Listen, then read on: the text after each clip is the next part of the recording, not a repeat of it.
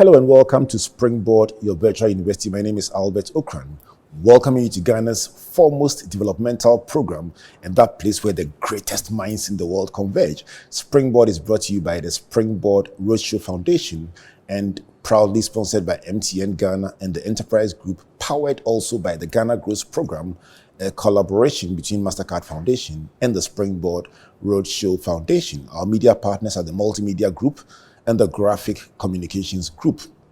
So today we are in the technical and vocational engine of Ghana, exploring some exciting things happening in the space of furniture and decor and finding out why the young people doing stuff in these spaces are doing it very differently from how it was done a generation before. Who knows? Someone listening might be inspired to take something you are doing to the next level as a result of the excellence of the company we are profiling in today's conversation. My guest, one of the topmost winners at the recently held Springboard, or should I say Ghana Growth Agrofusion Young Innovators Awards. One of the ultimate winners is my friend, Audrey Forson. Audrey, Aiko. Medasi. Oh, how did it feel to come out on the evening of the celebration with the crowd cheering and you holding up your plaque and all the energy of those young men and women lined up in front there and everything in that atmosphere? How did it feel?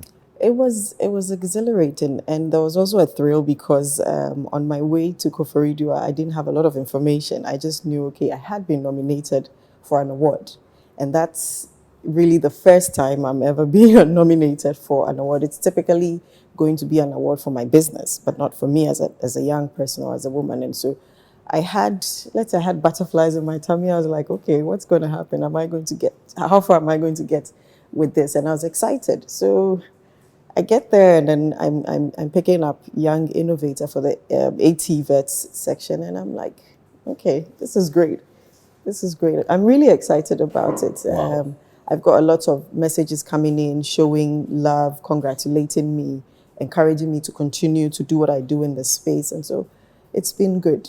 Wow. Yes. So just being part of the 10 finalists was itself an honor, really, yes. Honor. But then to be in the top three and literally be like the young ambassador for the ATUS sector in Ghana. Yeah. And I'm going to follow you for a bit of the cash prize and all the opportunities that lie in wait. For you as a person, how has this journey been? Like any other journey, it's been, winding. There are the good times and then the bad times.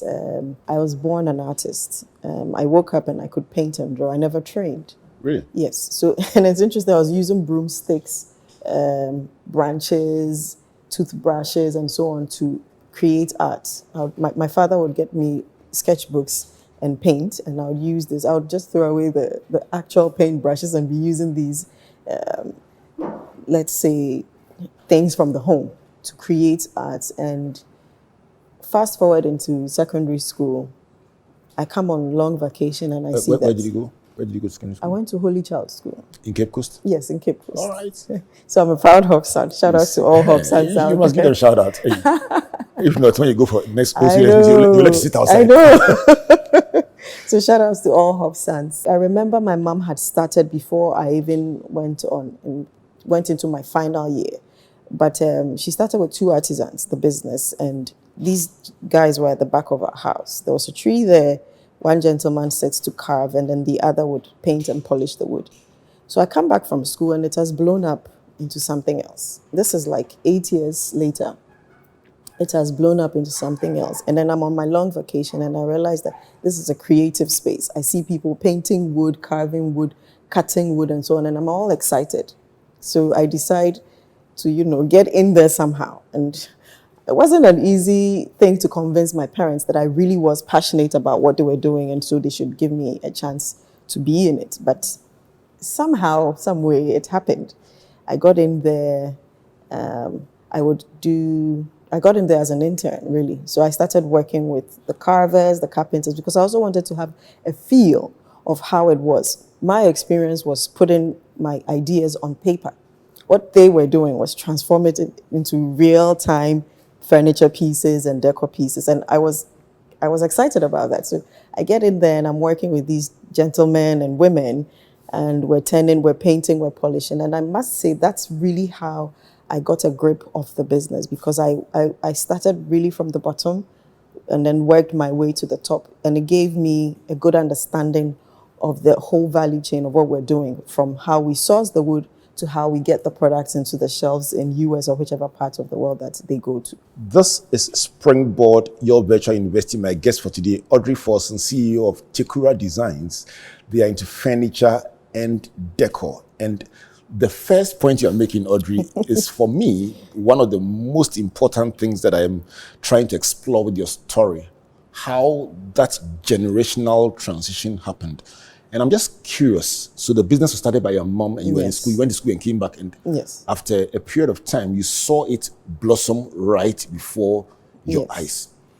Just asking, would you recommend that parents who are in business literally put their children in handbags and carry them to work when they are going? Absolutely, absolutely. If I have kids, they will definitely be sitting at the back seat with me going to work, because it gives young people or children exposure. They go to school every day and probably take rest over the weekends or do summer vacation and so on and so forth. But experiencing the workspace changes your whole perspective, because it's serious business. People have to get to work on time. People have obligations. People have deadlines. People have to turn creativity into products, and products with value, and sell it off to whoever is buying it. So it's serious business. For me, it not only allowed me to explore my creativity, but it woke me up from, as a teenager, you're transitioning from being a child and being told what to do all the time to taking your own decisions. So being exposed to this environment, I would say, made it quicker for me to appreciate adulthood and how to plan and make decisions, among other things. Let me fast track and come back. In your formal education, what was your schooling in? So it's interesting, because what I studied has literally nothing to do with what I do now. And that's what I'm trying to explore. I studied. So in Holy Child, I studied geography, economics, elective math, and French. I love languages. I did 2 of that in A-level. Oh, okay. Guess which 2? Elective math. Next one? Geography. You got 1 correct, 1 wrong, but we'll manage with that. Okay. Okay, and then in the university, I majored in psychology and geography. I love geography, so I actually continued through the university. But then I was introduced to psychology, which was really studying the human mind and behavior, juxtaposing it with societal activities, and I found it very interesting.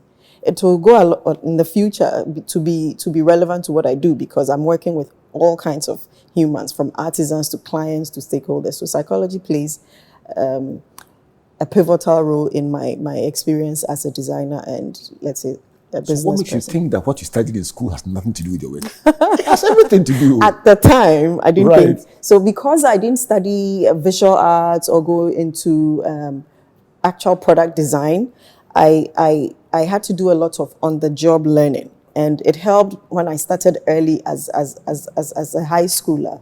I got to experience learning from the artisans. And also at certain points, we got to have professional designers, experienced designers like Sheikh Diallo in Mali to come down and work with us. And for me, this was a learning experience that you don't necessarily get in the classroom. It's apprenticeship.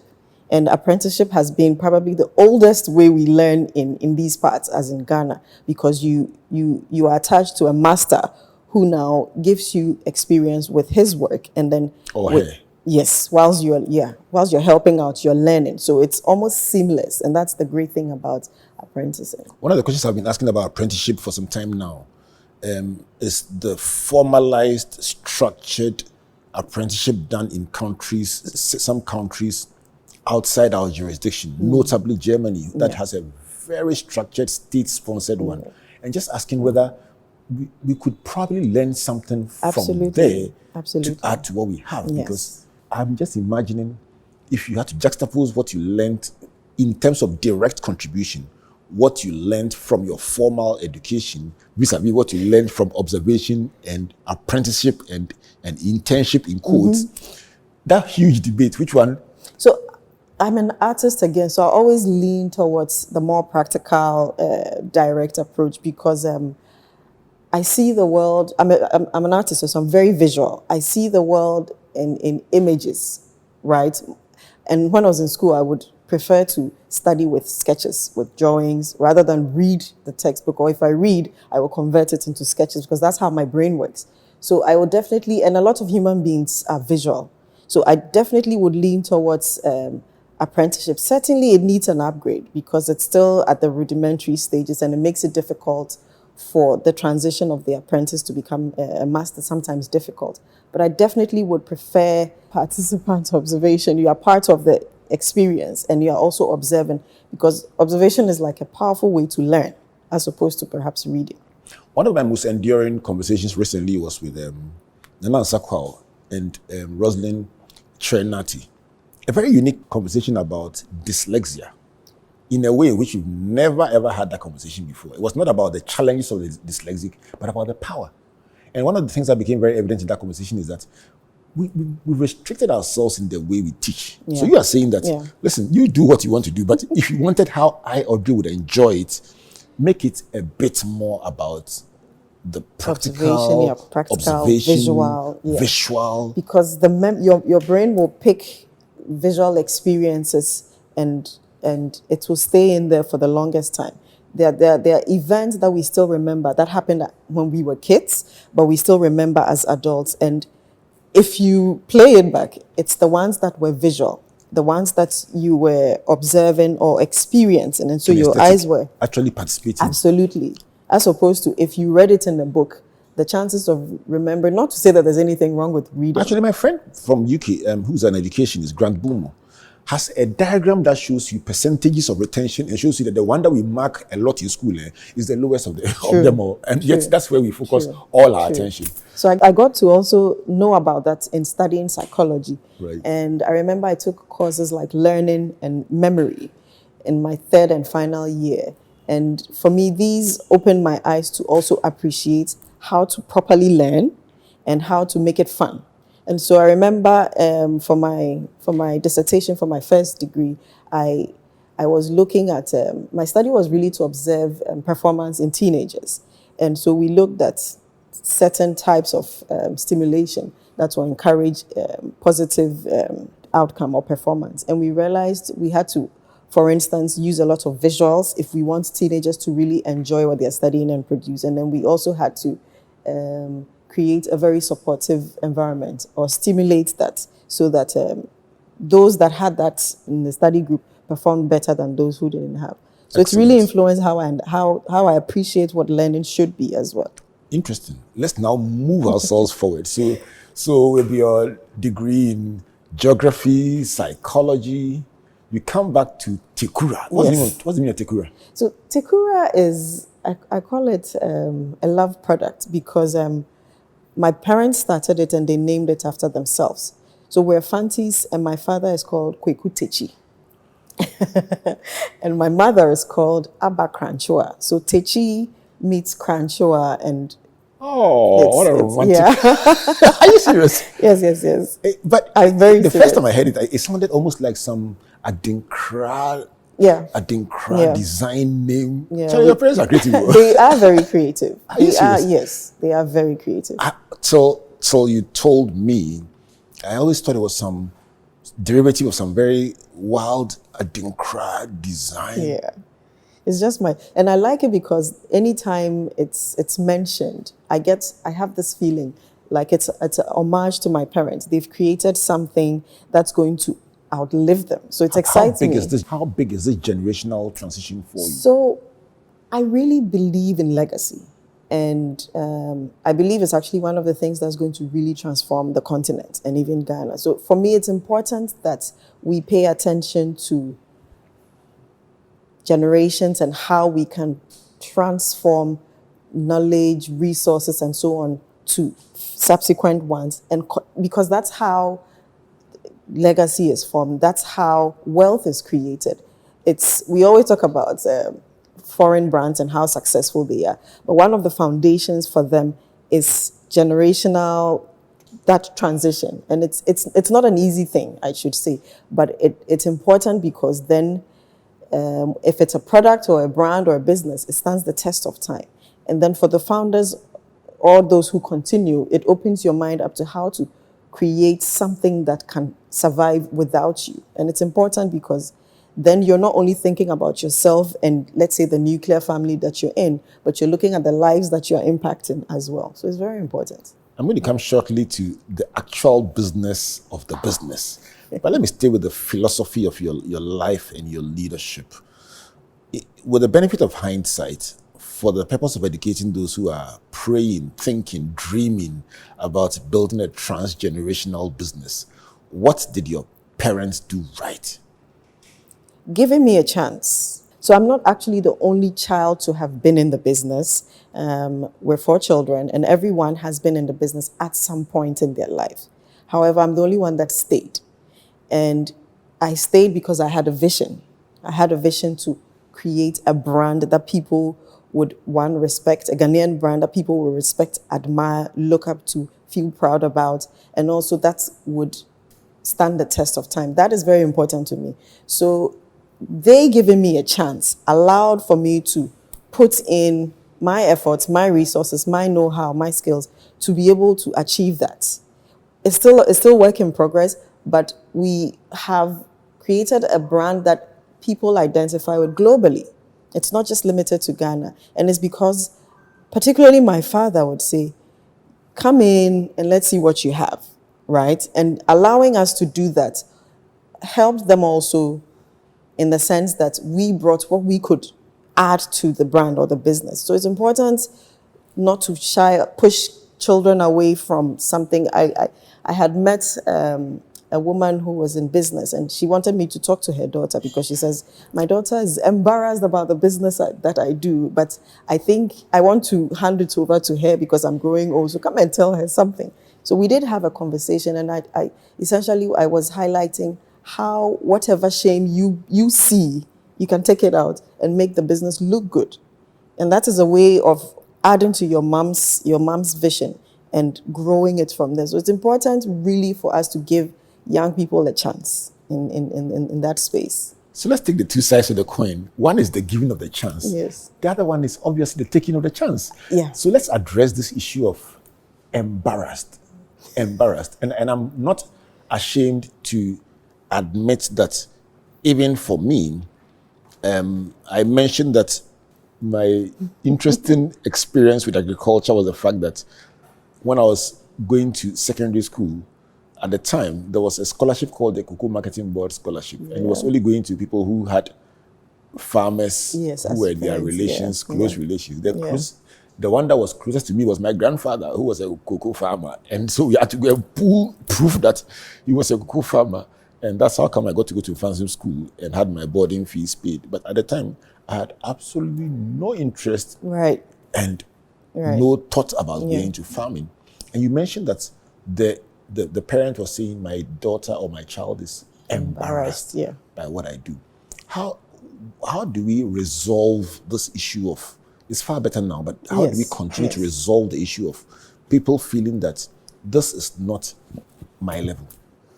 It's not contemporary enough. So it's a tough question because I really do not have all the answers, but from my experience. But you're proudly wearing what you do. Yes. So I'm probably an outlier. I don't know. I was always proud of what my parents were doing because I'm a creative. I love the space. But I remember even at the early stages, I would get mocked, looked down on, laughed at. Let's talk about that. Yes. Why? Well, you see, in the late 90s, early 2000s, because that's when I was older, we hadn't recovered from the effects of an import economy where everything that we consume in Ghana was more or less imported into this country. And so for us growing up in those times, things that were made in Ghana were looked down upon. In fact, before the 2000s, if you wore tie and dye, or if you wore the Opanka sandals that were locally made, you would be seen as your parents are poor and you don't have money. The why is difficult for me to answer because I was born into that time.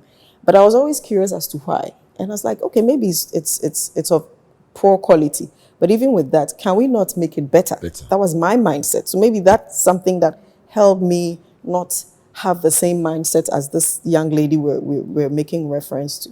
So I saw maybe the shortfalls or the shortcomings in my mother's business as an opportunity for me to make it better. So, for instance, I'll give you a typical example. My mother's focus was running a business, not creating a brand. But the pieces she was making was so amazing. I felt and believed that it could go beyond just running a business. It could be a brand like the global ones that people could relate to and identify with. I wanted to focus more on interior because what we're making was for that space. And that also sort of uplifts the products, the brand, and the business. So I guess it's perspective, really. If you look at it from a positive perspective, then you see opportunity. But if you look at it from a negative perspective, then you're thinking, oh, I'm embarrassed. Don't mention, you understand what I mean? Relate to that. Yeah. So let me ask you a question. Obviously, you knew what you were doing. And your education, your exposure, your awareness. I mean, really, when you talk about brands, a fashion designer can do the same material. They can go to within buy the same 3 yards, 4 yards. One person will sew it 300 cedis. Another person sews it $1,000. So you know the power of a brand. Certainly. But you're bringing that awareness into a business that has run for a while. Tell me how young people who want to contribute to a business built by a generation before them can bring their innovation and creativity without disrespecting the experience and wisdom of the founders who laid the foundation. That is a great question. Because it's important to view it from both ends. You have great ideas, you want to have impact, you want to create changes, and then you want to maybe bring progress. At the same time, you have to appreciate and acknowledge that there were people before you. So for me, I'm your typical Ghanaian child. I was raised to be respectful, right? But at the same time, in business, you have to be forceful sometimes. You have to, first of all, you have to appreciate time. For instance, we had to do a CNN interview. Before even that, we had to do a TED Talk. I had to do a TED Talk. And there was a family event I had to attend. And my parents said, you must be at that event. But it was at the same time I was having the TED Talk. And typical me, my mind is all Tekura. So everything I do, I literally live and breathe Tekura. So typical me, I'm like, no, I have to do the TED Talk. And I was upset. And it caused a bit of a tension because my parents, it's a family event. Someone had passed. We had to attend the funeral. So my sister comes in, my twin sister comes in, and then she comes up with a wonderful... Please, at this point, you have to pause. Shout out to Francisca, my good friend Francisca Kakafosin. Shout out to you. So we'll talk about Francisca. Yeah. And please, congratulations on your recent call to the bar. It's a proud moment for all family and friends, all of us. So congratulations to you, Francisca. Keep lifting up the flag, just as Audrey lifts up the flag of Tekura. So we are balanced. Let's continue. Sure. So she comes in with a wonderful idea. Because she was working at Joy FM at the time, she had very little time to spend at home. So she had to make a sacrifice. She sat my parents down. She said, guys, this is important. TED is a big platform. A lifetime opportunity. A lifetime opportunity. If you miss it, you've missed a lot. And indeed it was, because the domino effect of that event was very transformative in Tekura. So she sits them down, and my sister is very good with words, and she speaks very well. And so look who is talking. Look who is talking. She's actually my trainer, so let me put it that way. So she was able to convince them to allow, because we were also very young at that time, to allow me do the TED Talk. And then she sacrificed work to go and sit in for the funeral, right? So to respond to your question is, if you are on the side of the young person coming in with your great ideas and so on and so forth, it's important to manage how you to manage it, because communication and also patience, because I've had to learn patience, communication, tolerance. I've had to learn all these things because I sat right in between my parents. And they're of a different generation. So their worldview is totally different from mine. I'm a bit on the move. Like, we have to do this, we have to do that, and so on. They want to take their time, think it through, weigh the options, and so on. So it was always difficult to take decisions. And there were certain times where you just go and do it, come and take the blasting, and then we move on. But growing up, I've come to appreciate that it's good to keep them in the know of things. It's good to respect and at least listen to their feedback or their opinions about decisions regarding the business. But it's also important to hear them out because they have done it before you. So they essentially have the blueprint, and this will help you reduce or eliminate the errors that will cause you to slow down or delay progress. So for me, it's important to they're still very relevant. Do you clash on the board? All the time. All the time? All the time. I hear good businesses, they clash on boards. All the time. And it's difficult for me because if I lean too much on my father's side, my mom's not going to be happy. If I lean too much on my mom's side, then my father will be giving me the stares. So I usually have to sort of be the balance but it's important to always be assertive and appreciate what is at the end of the day best for the business. That's what it comes down to. It's an interesting conversation we are having because beyond even looking at the business and how far it's come, I've also learned from you about stakeholder engagement. And I am a student of leadership, and I love to read from, let's say, the World Economic Forum's report on the future of jobs that will say, these are the skills you need to survive beyond this year if you're going to be in any form of management. And what you're describing, the emotional intelligence, knowing how to balance stakeholder engagement, previously was not thought to be the critical skills you would need at all. True. I mean, we're spending time on vision and so on, but increasingly, most management theorists are saying without the empathy, without the engagement, without the motivation, without the understanding how to strike a balance with your key stakeholders, you may have all the vision, all the skills, all the education, but you will run your business to the ground. That's true. This is Springboard, your virtual university. My guest for today is Audrey Forson. I'm the only one who will call her Penyin. Audrey Penyin Forson, CEO of Tekura Designs, recently crowned one of the top 3 winners at the Springboard or Ghana Gross Agrofusion Young Innovator Awards, and also the president, the recently, and congratulations for that one. Thank you. Recently made the president of the Interior Designers and Decorators Association of Ghana. Audrey brings to this conversation a certain understanding of not just how to manage a business, but a transition from one generation to another and the nuances of bringing the wisdom and the experience of the first generation, as well as the innovation, the technology, and the drive of the new generation. In my days when I loved reggae very much, I still do, by the way, there was a song that said 2,000 years of history cannot be wiped away so easily. When I come back, let's find out, against the backdrop of what she's learned, where is Tekura going? What about the ups and downs and the tragedies that come your way in business? How do you survive them and navigate your way into the big future ahead of you? There's something you don't know that Audrey will tell you about tragedy when we come back. If you still are listening alone, call a friend to call a friend to call a friend. This is big. Please don't go away. Good business means seeing the possibilities and maximizing opportunities. Making sure you have a responsive support system backs your business goals. A partner that gives you a stable platform with reliable connectivity and seamless solutions, and better understands the tools required to take you to the next level.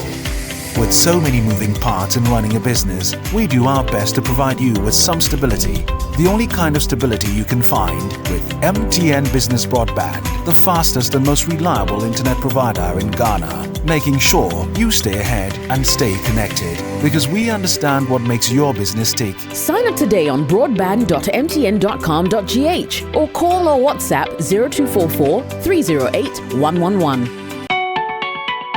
MTN. Whether it's 1924, 2024, or 2124, we've always known that you are driven by your sense of safety and well-being.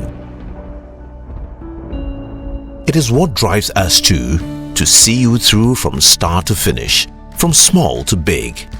And in the last 100 years, as you have evolved, so have we also expanded to serve you in many ways.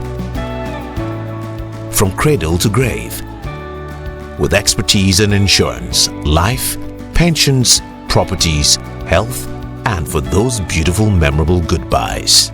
It's 2024, and in all our markets, our pedigree is recognized, our strength respected, our expertise valued, and our solutions sought by all who desire an advantage in life. Experience the time-tested and truly trusted 100 years legacy of Ghana's oldest insurer. Take charge of your future now. Insurance, life, pensions, property management, funeral services, health insurance. Enterprise, your advantage.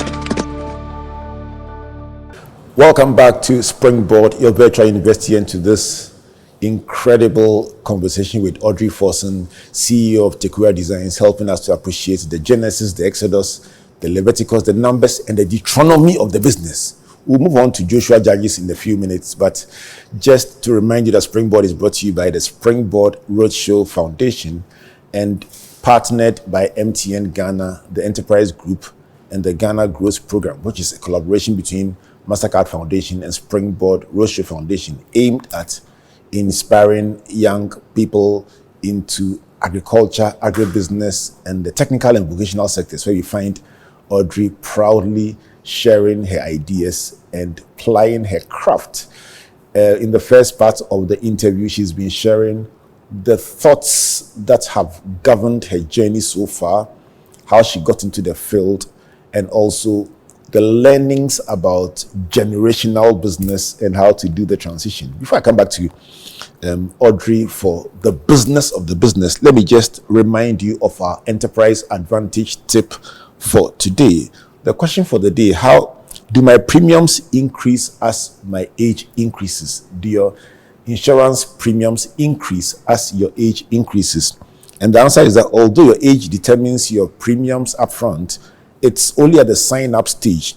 Once you buy the policy at Ghana cedis, your premiums do not increase as you age. It's only when you opt for an inflation protector that protects the value of the sum assured. So once you insure at a particular rate, it continues and it doesn't increase as your age increases. This tip is brought to you by the Enterprise Group. The number to call 030-263-4777. You can find them on email at info@myenterprisegroup.io. Enterprise, your advantage. Let me also mention the Ghana Growth Call Center hotline.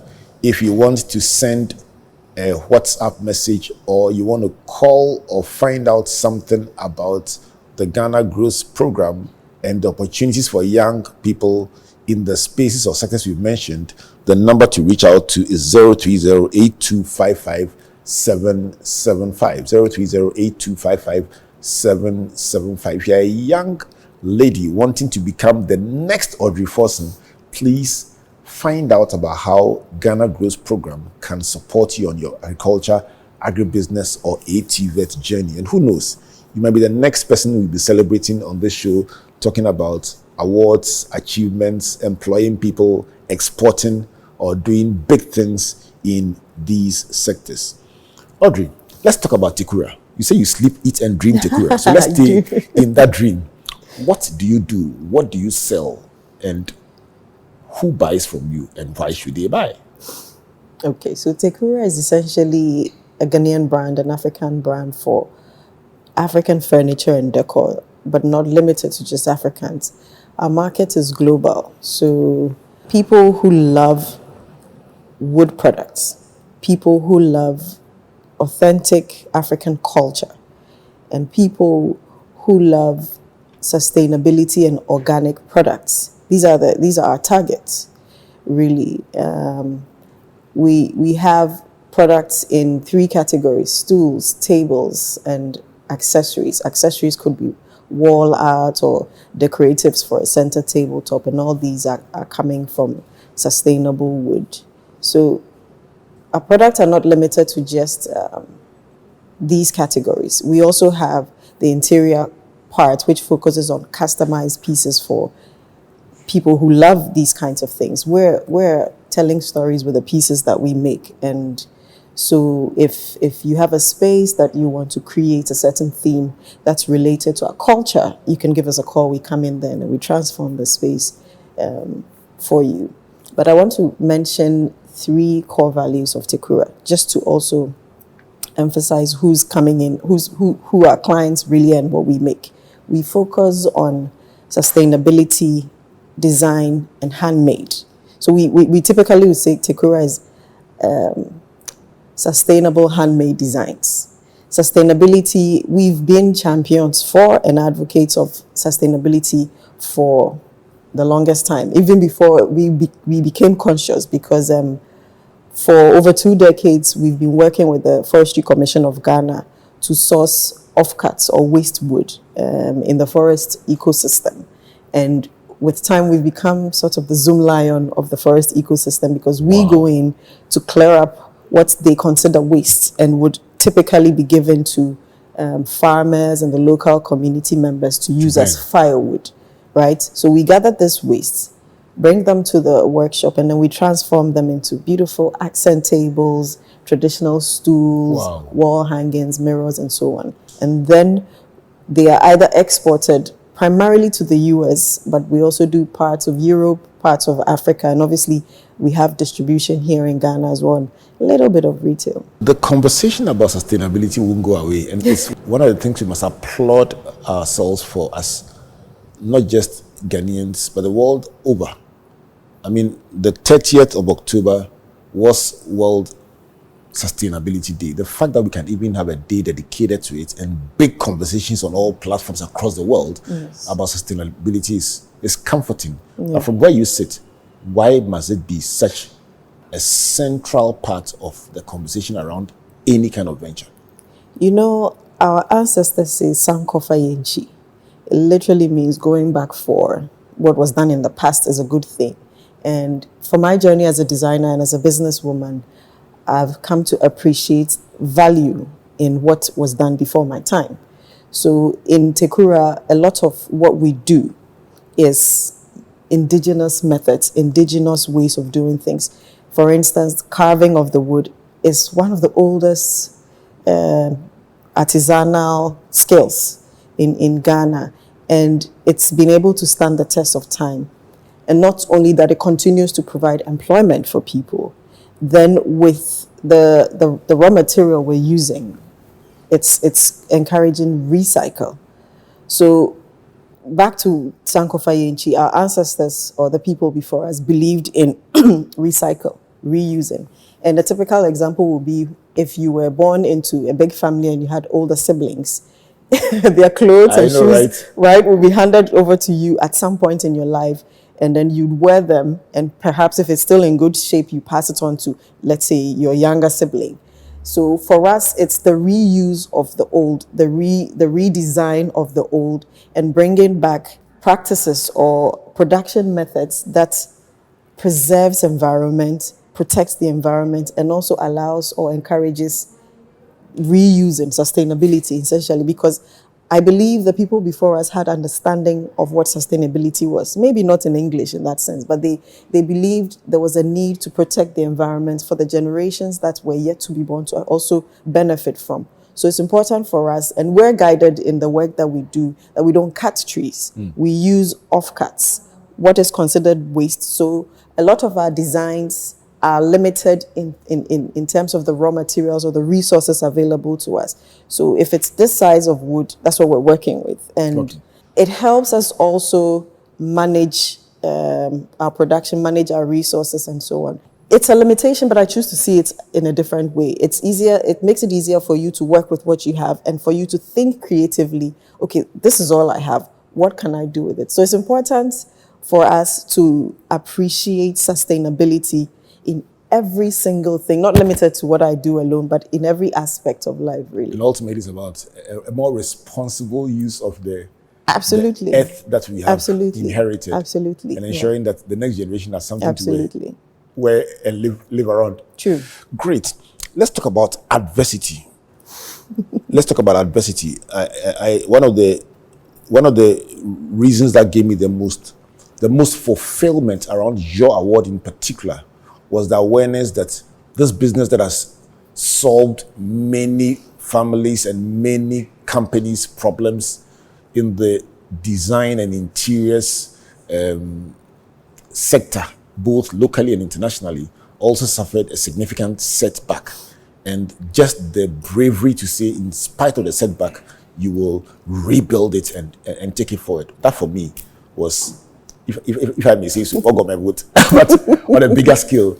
Tell us about adversity and how you've handled it as an encouragement to others who may have also gone through their own type of adversity, even if not as big as yours. Right.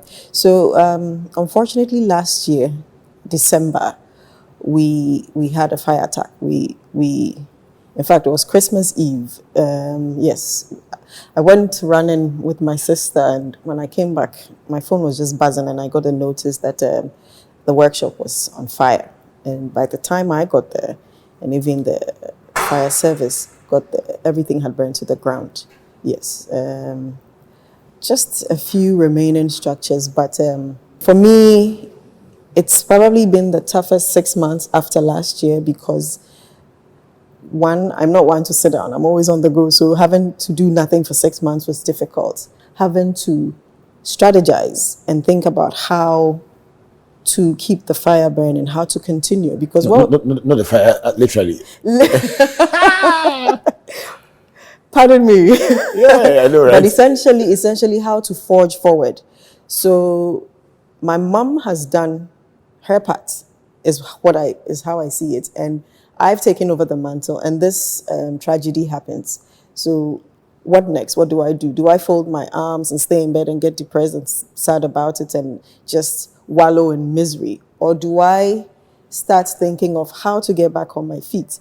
And it's a lot of pressure because you have employees who depend on you, right? You have clients who are waiting for you to get back so they can bring in their orders. So there really wasn't room for, okay, we've lost it. Let's figure it out, or let's just go on with our lives. For me, it's become a period where I had to do a lot of introspection. I had to do a lot of strategizing, planning, and then also I've come to appreciate the team that I have. I have a fantastic team of employees and artisans who've been very understanding, very patient, and willing to continue the vision. We had a vision. We want to create a brand that people can recognize, people will feel proud about, that offers quality and also obviously sustainability, superior design, and then good customer service is what I've pounded into the minds of my team. So from the artisans to the employees. And so for this to hit us at the time that it did, looking at also the plans and activities we had planned for 2024, it was difficult because everything had to stop. Wow. Yes. But there's light at the end of the tunnel. Why? Because early July, we resumed production. We have a contingency plan. We've put in certain measures to be able to not only provide our clients with what they need, but also to keep the guys, the workers who come to work, to keep them alive, to keep them active, to help them also, figure out their personal economy, because they depend on the work they do to be able to also take care of their families. And so for me, that's really the best part of it. We've been able to figure that out.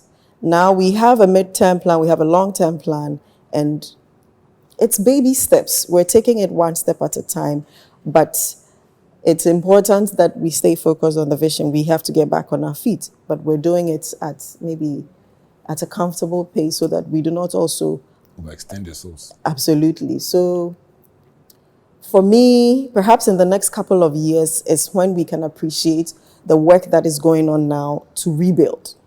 But it's exciting for me because it was a tragedy, but it came in and gave different perspective.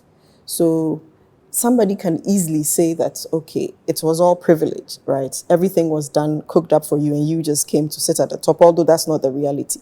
But this is a chance for me to also prove my worth. This is a chance for me to, I don't want to say redeem myself, but also a chance for me to show my worth. Not just to myself, but perhaps to the founders of the business. Because then they are convinced that, okay, indeed, she can take this brand or this business to the next level. And then I also can pass it on to the next generation and so on and so forth. So it's important that we remain strong because it wasn't easy. It's not been easy, but it's important that I remain strong, my team remains strong. Anybody who finds themselves in a situation like that remains strong. And then give yourself time to heal, recover. Give yourself time to plan and strategize. But take it one step at a time. Because we started working in July, and then we realized, okay, there's a lot of activities going on. There's still a lot of demand for our products. So we cannot afford to close shop. Life must go on. Life must go on. No, so the person is opening their office, their new home. Yes, they want Tekura. They want Tekura. So that also has been very encouraging, and I must say my clients have been very supportive, reaching out, the well-wishers, it's been, and the stakeholders like Ghana Export and so on, they have really been supportive in these difficult times, holding our hand, giving us direction, being there for us. Sometimes it's just a text message or a phone call, but it really encourages you and gives you that reassurance that hang in there, there's light at the tunnel, at the end of the tunnel, things are going to get better. It's interesting that I'm listening to you talk and look at the depth of empathy for your various stakeholders. I never heard you once talk about your dreams. You're talking about tragedy, you're talking about the stakeholders, the shareholders or the founders who trusted you with the business, Yes. the clients who are waiting for your solution to their problems, the staff who must first live and then thrive. Yes. And in the middle of it all, after mentioning all the stakeholders, you didn't even find a space to mention the little Audrey who has put her whole life on the line for this business and is asking herself, did I go or did I come? But that's what I salute you for. That selfless perspective on things that says everybody else should be fine at the time of my lowest my lowest point in life, when it's almost like I've lost everything. And for me, this is why I think you deserve the award that you got. Because Thank you. It shows the kind of leadership that will endure and always win. Let me ask you, what kind of person have you become as a result of tragedy, as a result of surviving this kind of experience? So I've become stronger. To be honest with you, I never thought I would be able to survive a fire. It's the last thing I ever thought about. Nobody goes into business and thinking, okay, it's going to burn down, it's going to come to an end. But it happened, and in dealing with it, I've realized I've become tougher. I've grown a tough skin. So I'm not easily put down. But I should say that I'm a footballer, although I never went pro. Yes, I played football. I was captain of the Holy Child team, football team. So, and I was a striker. So I have that mindset of an athlete. What was your nickname? Come again. What was your nickname? I cannot say. Not on air.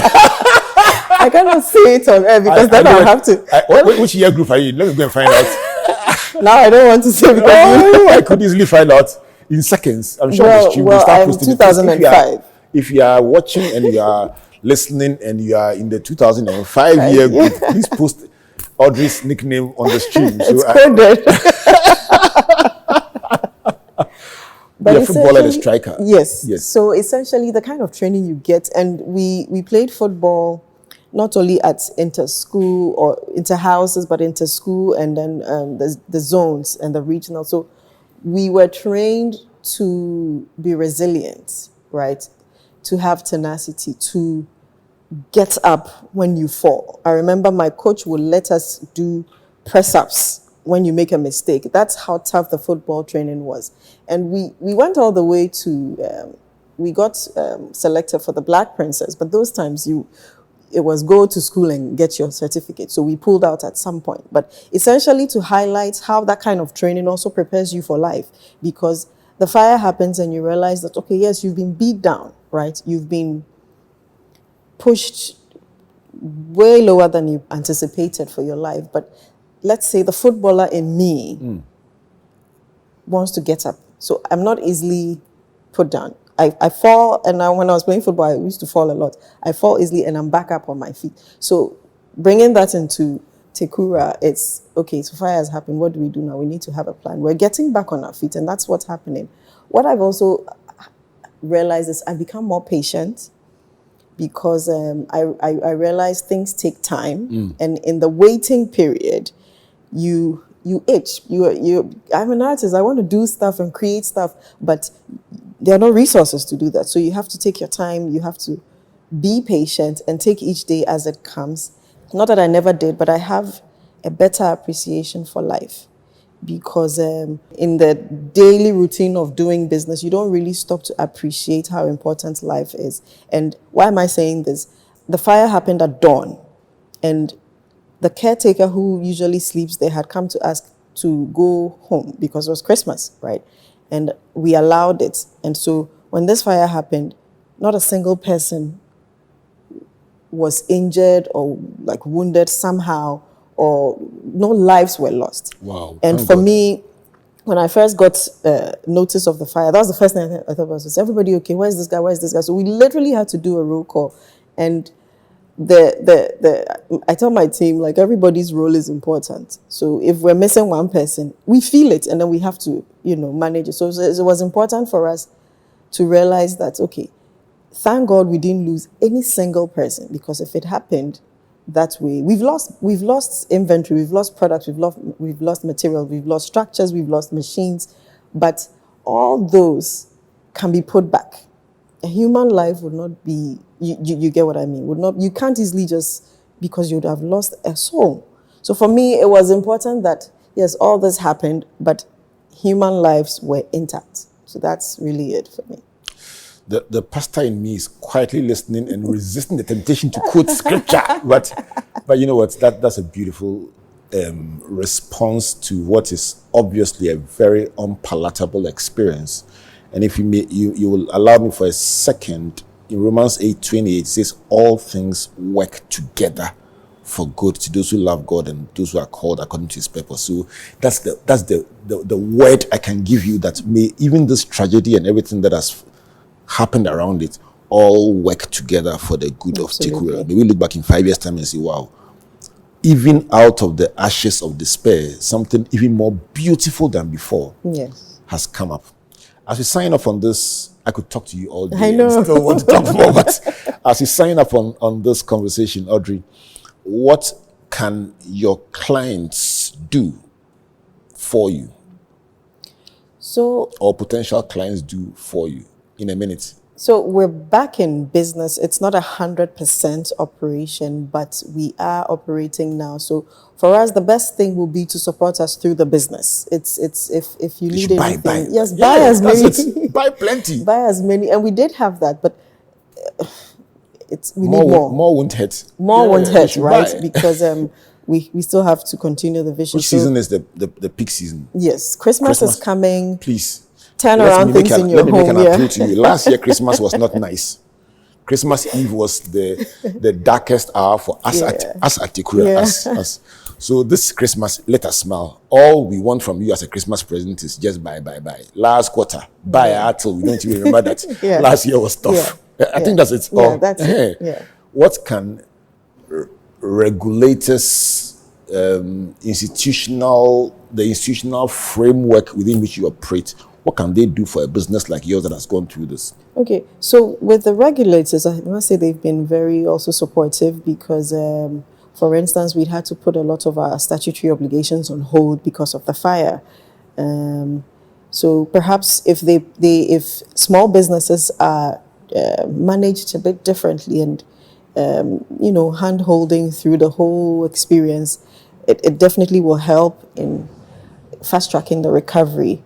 So perhaps that, and then with the stakeholders, we've had support from Ghana Export Promotion Authority, Ghana Enterprises Agency. We essentially need to, get to our expansion project, which really was the factory that we had secured land to set up. So we're looking at equity, we are looking at debt, we're looking at grants, any type of financial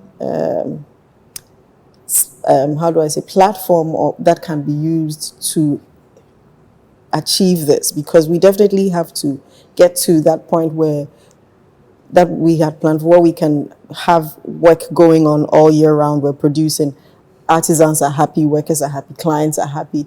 So we're open to, support in these various forms as much as we can take to rebuild. I'm giving you 60 seconds. Imagine that Dangote, Bill Gates, Warren Buffett, all the people are watching you in 1 minute.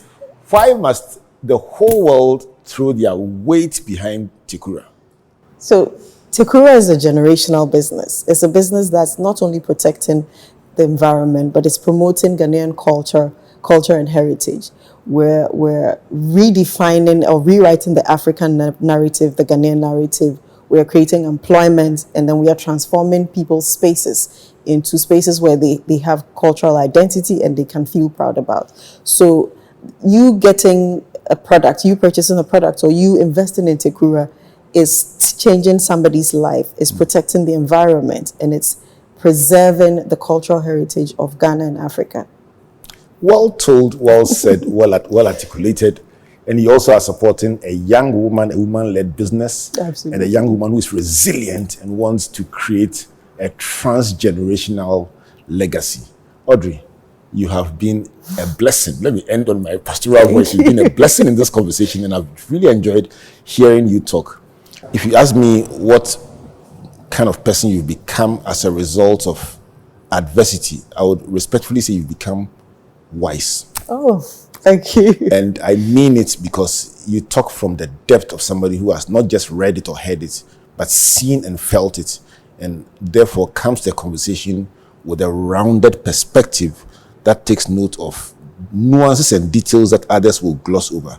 And I'm thankful for your life, and prayerfully hoping and trusting that as we track this story, there will be many more beautiful chapters in the days, the weeks, the months, and the years ahead. Thanks for making time. Thank you, and amen to that. Amen, amen, amen, amen. What a beautiful one.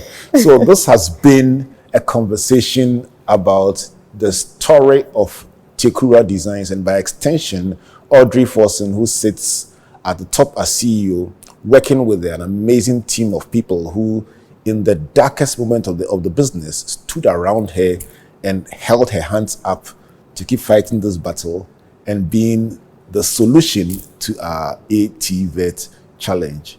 At the end of this conversation, I'm even more certain that she's a deserving winner of our ambassador in the Young Innovators Awards for the ATVET category.